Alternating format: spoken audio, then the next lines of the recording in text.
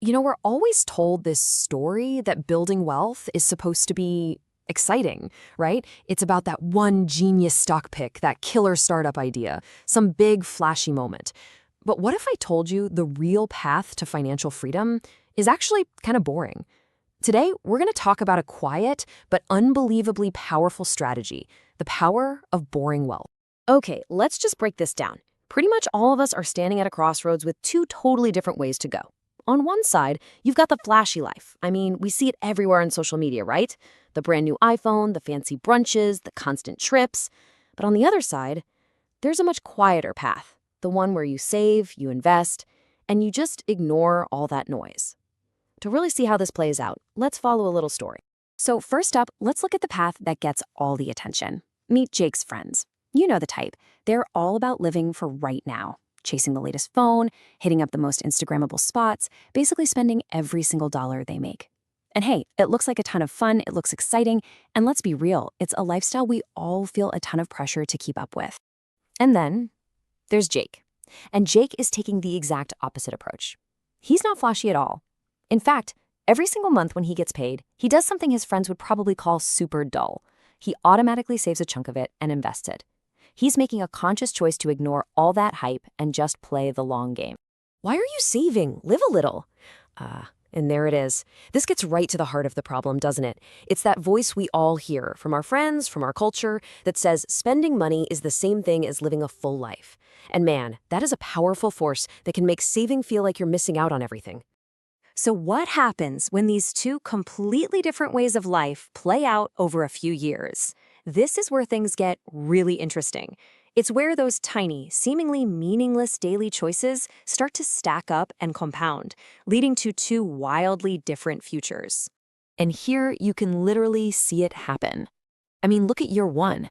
Sure, Jake's friends are having a blast, while he's just quietly laying the groundwork. But fast forward to year 5, and you can see a real shift. His friends are starting to feel that constant squeeze from debt, while Jake's investments, they're just steadily, quietly growing.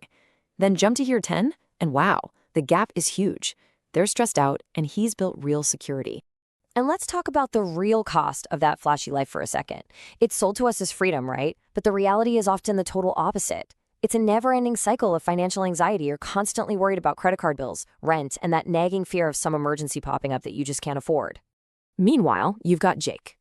He's not immune to problems, of course, but he's totally insulated from that specific kind of stress.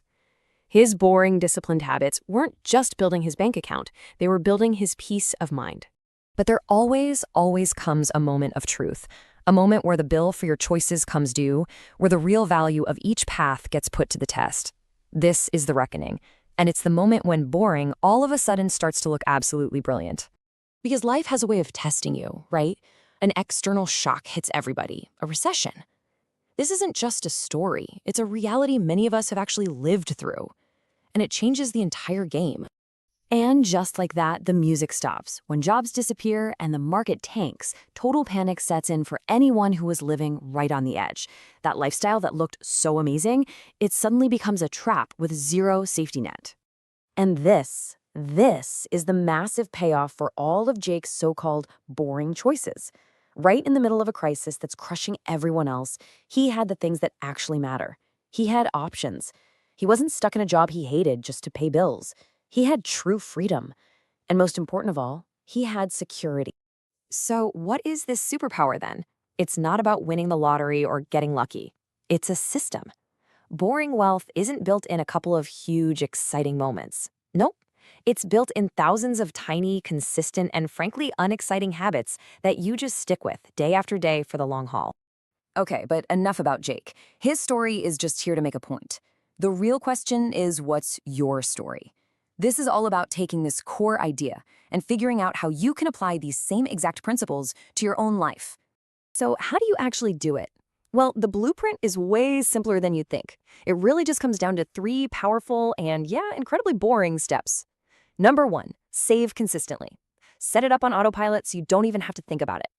2, invest patiently. Forget chasing hot stocks. For most people, this just means regularly putting money into low-cost index funds and letting time do the heavy lifting for you.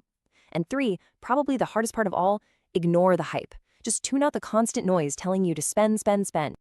And that's really the big takeaway here. None of this is going to give you a quick thrill. It's not going to get you a bunch of likes on Instagram. But these habits, they are the absolute foundation for a life of real freedom and security. The goal isn't to have an exciting investment plan. The goal is to have an exciting life that's paid for by a boring, reliable plan. So we end up right back where we started, with that core conflict. You've decided to take the boring path. You're saving, you're investing, and your friends are laughing at you, telling you to live a little. What do you do? The answer to that one question, well,